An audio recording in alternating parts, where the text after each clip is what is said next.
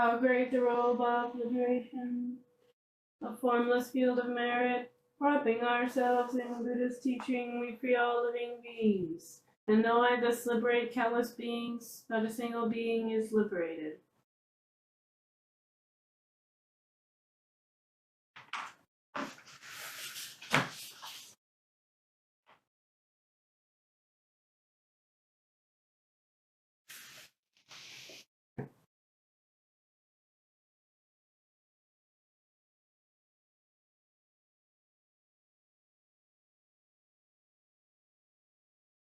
Incense chant.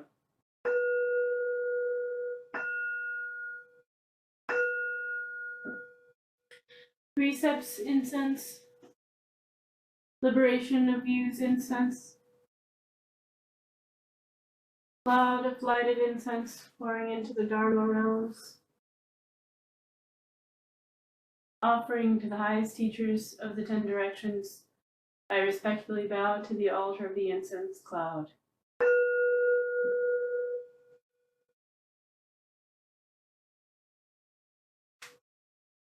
Bodhisattva.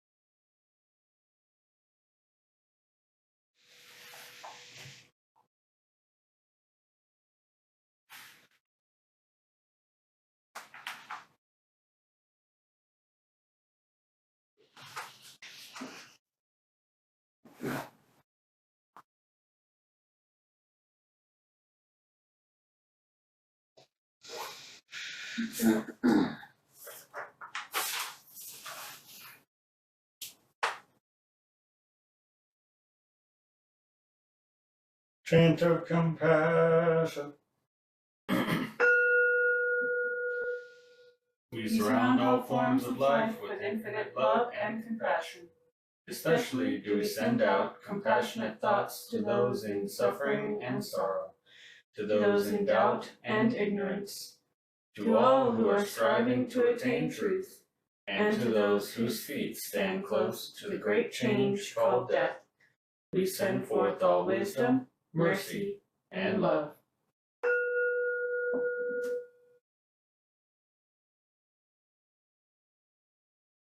May the infinite light of wisdom and compassion so shine within us that the errors and vanities of self may be dispelled.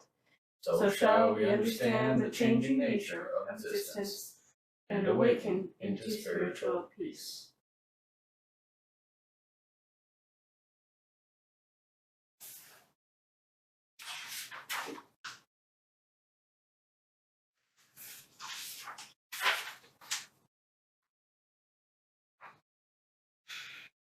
The refuges. I take refuge in the Buddha. I take refuge in the Buddha.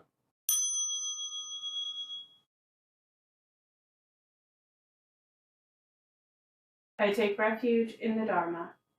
I take refuge in the Dharma.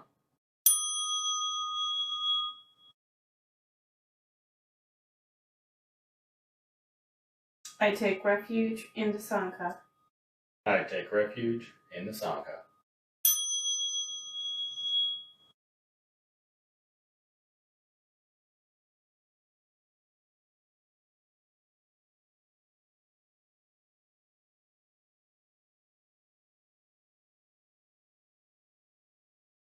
The 5 precepts. I take up the practice of not harming living beings. I take up the practice of not harming living beings. I will not take what is not offered. I will not take what is not offered. I will not misuse sexuality or sensuality. I will not misuse sexuality or sensuality. I will practice gentle, truthful speech. I will practice gentle, truthful speech. I will not deal in nor misuse intoxicants. I will not deal in nor misuse intoxicants.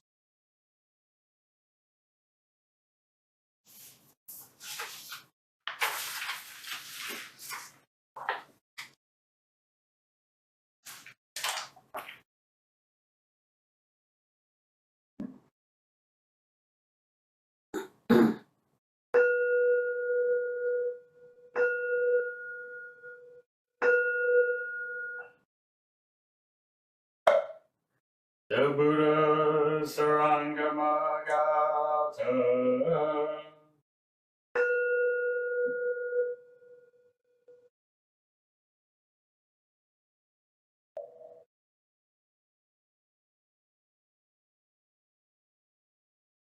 True nature is free from all phenomena,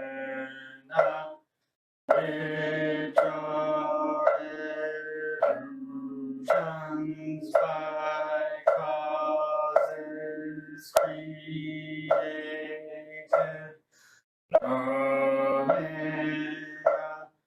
Neither rise nor fall, but all phenomena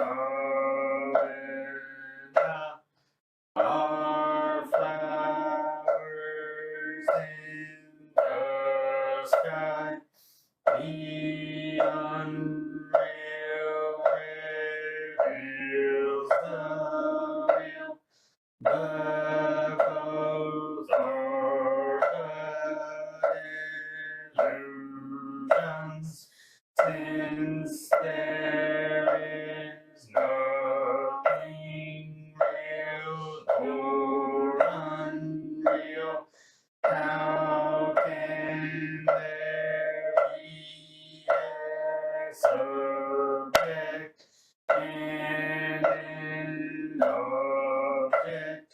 For between the two there is no true nature, like the point where two brush bundles meet when set upright, tying and untying from the same cause arise, while the saintly and the worldly are not dual.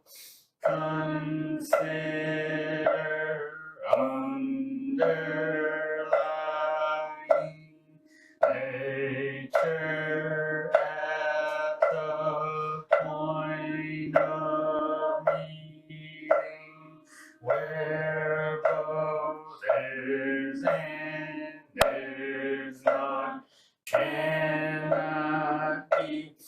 If you disregard it, you are in delusion. If you awaken to it, you are free at once. 6 knots are untied one after the other.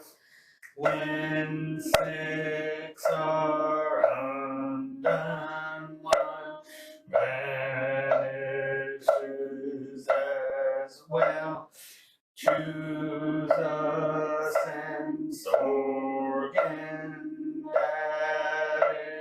so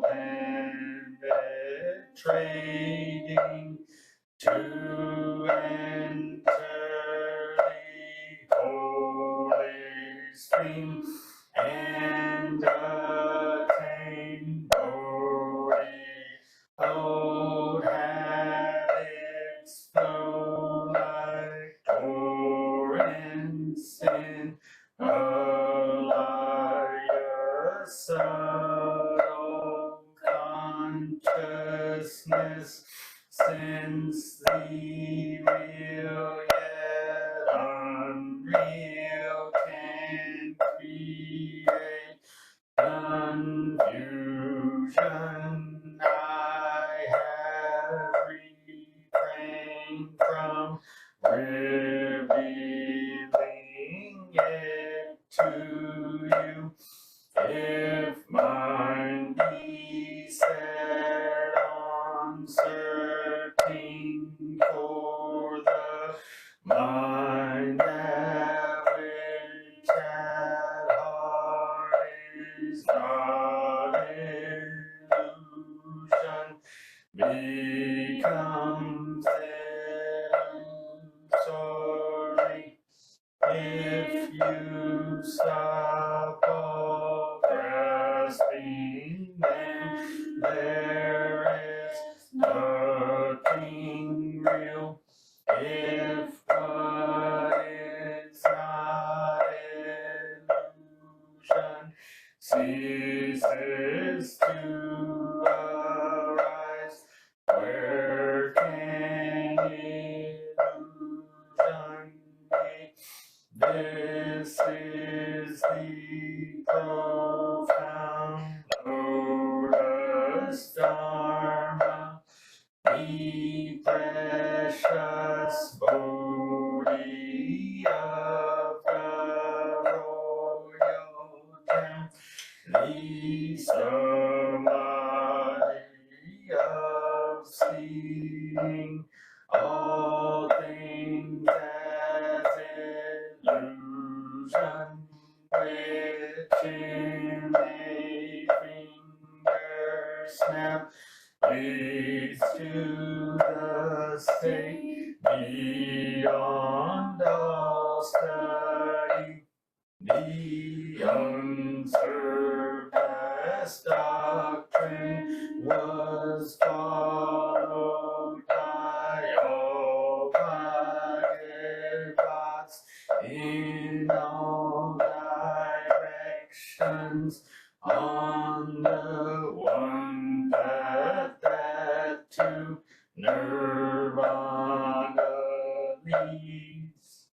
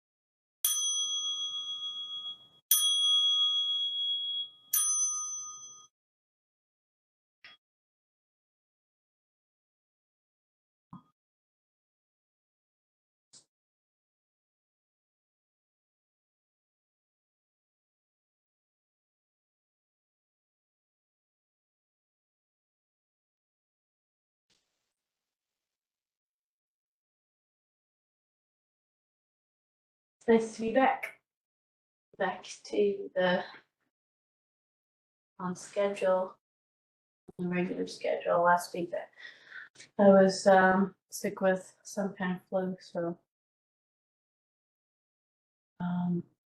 it was good. So recently, we've been discussing and dreaming about what to do with the backyard area. And I've definitely found that there are certain things that I'm really enjoying doing outside on a regular basis, and things that I wouldn't mind um, having some long-term uh, use, like patios and covered areas and things like that. Things that are exciting and also daunting. And I'm finding that it's nice to know what I would like to use space for, just for the sake of utility purposes. Like, I know what I'm going to want here, so decisions that I have to make in the short term can be catered around working towards that goal. What I'm finding is that it's easy to get excited about a space. It's easy to get excited about thinking about the final form. And of course, it takes a lot of work to get there. But waiting for it to feel exciting before you work towards it is something I've been working with. So if working towards goals includes clearing off a picnic table, I would, in the past, I would look at the picnic table and wait until I get excited about clearing off the picnic table.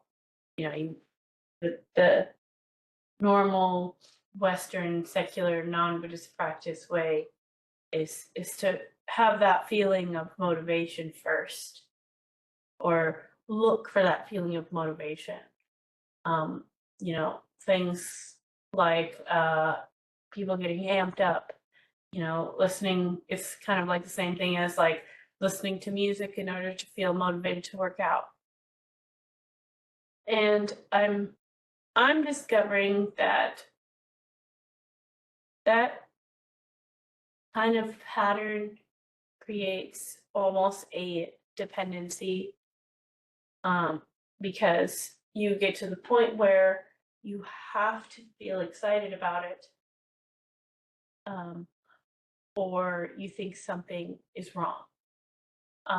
And that's kind of where what I'm working with right now is like, I should feel excited to do this.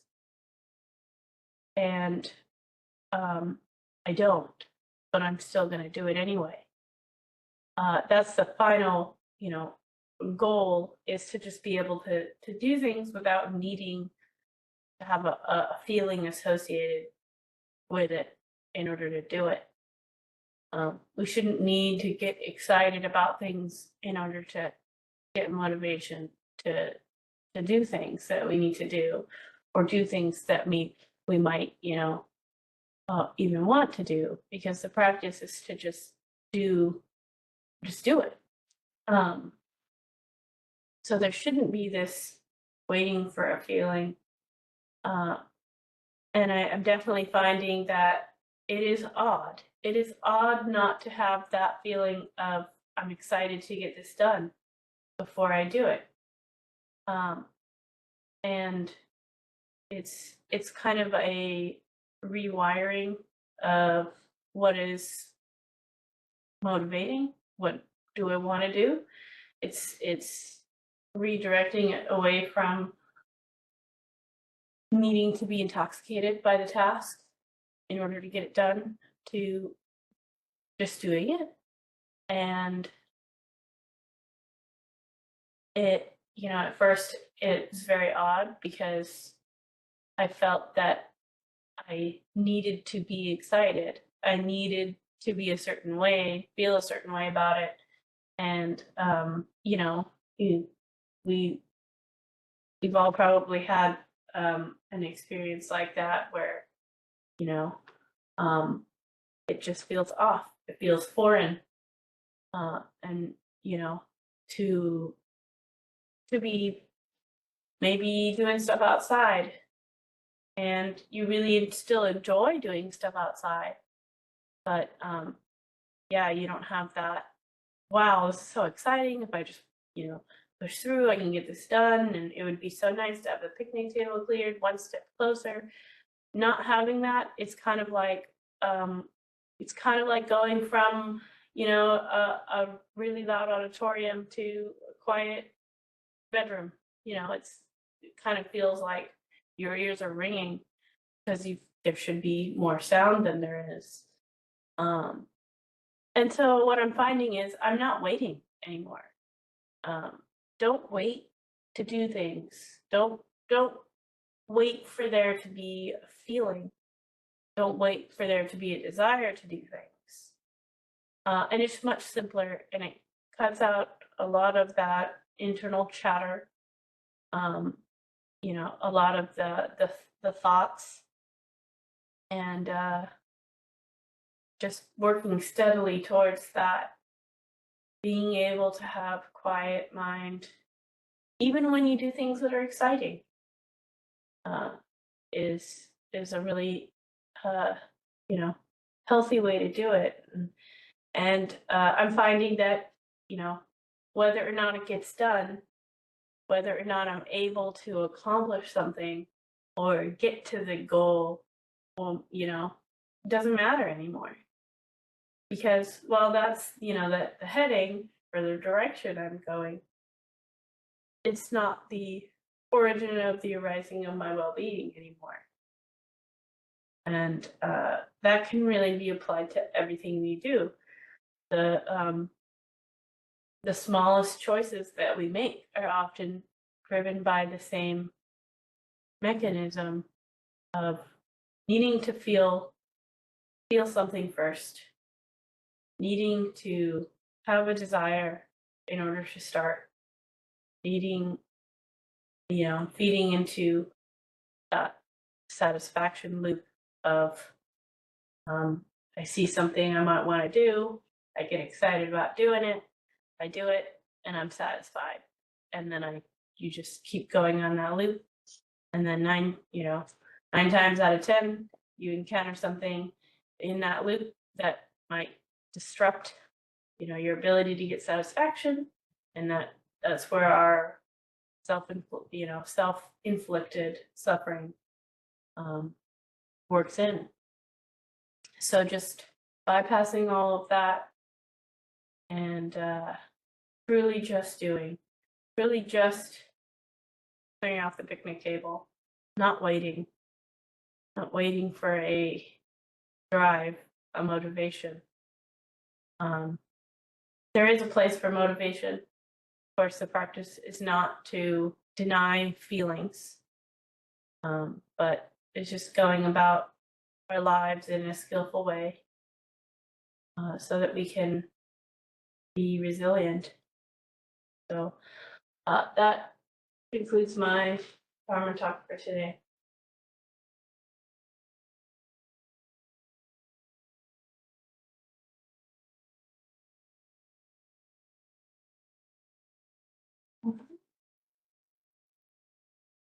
Closing gata. Let me respectfully remind you, life and death are of supreme importance. Time passes swiftly, and opportunity is lost. Each of us should strive to awaken. Awaken, take heed, do not squander your life.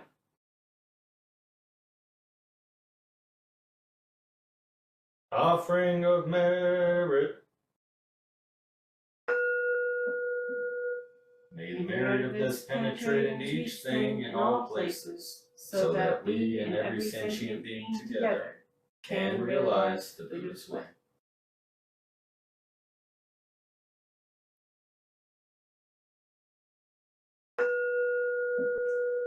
All Buddhas throughout space and time, all Bodhisattvas, Mahasattvas, Wisdom beyond wisdom, experience supreme Bodhi.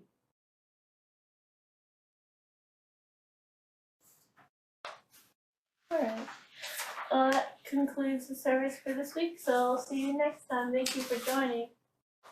Bye. Bye.